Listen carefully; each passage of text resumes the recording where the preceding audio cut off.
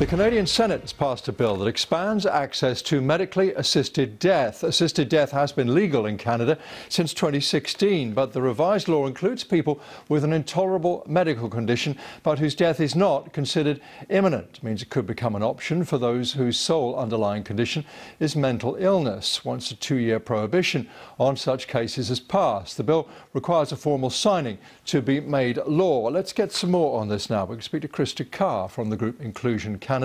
I know you opposed the change to the law. It does look like it's going to happen, though, doesn't it? Yes, just recently saw the Minister of Justice tweet out that the bill has received royal assent, so it's effectively in force. And I know there's been more than a year of bitter debate. What are the problems as you see them? Well, I mean, as you mentioned, we have access to medical assistance in dying in Canada for anyone whose death is reasonably foreseeable. What Bill C-7 does is add in a completely separate track for those with disabling medical conditions, essentially just for people with disabilities, to receive assistance in dying or assisted suicide when they are not actually dying. And they've added mental illness to that. It wasn't originally in the bill, but it was added by the Senate and accepted by Parliament. And so also on the basis of the sole condition being a mental illness. So it's extremely, extremely dangerous for people with disabilities. And we've done it under the guise of autonomous choice. Well, we're only going to, this is going to be a choice for people who are living with disabilities and suffering intolerably.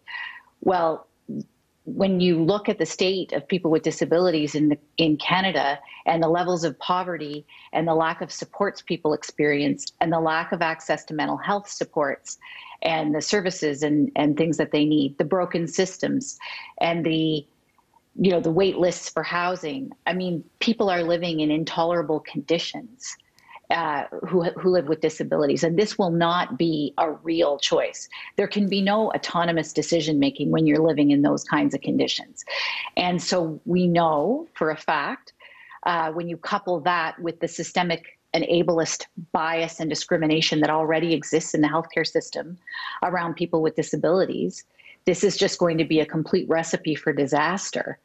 Forgive me, I don't mean to interrupt you. I just have to press you on that a little. You will know that some were arguing that the previous law didn't go far enough, that it excluded too many people. And surely people, you cannot argue that people with a mental health disability or mental illness are not entitled to a choice of some kind. Should we not extend choice to them? So no, I don't believe that we should. I mean, at the end of the day, people can't get access to the supports and services they need, the wait lists to get psychiatry or any kind of support. And there is no agreement in our mental health community in Canada that mental illness is an incurable or irremediable condition, which is what the law sort of allows for. And so we are essentially throwing suicide prevention efforts right out the window and saying that if people get in a bad place, are struggling with mental illness or with disability, we're just going to allow an exemption to the criminal code to the crime of murder and allow us to support them to end their lives. But we're not going to give this special privilege to anybody else in Canadian society who suffers intolerably, only this one group of people. And essentially, forgive me, as you know, there are strong arguments on the other side as well. We will hear from those a little later on, but thank you very much for that. Krista Carr from Inclusion Canada.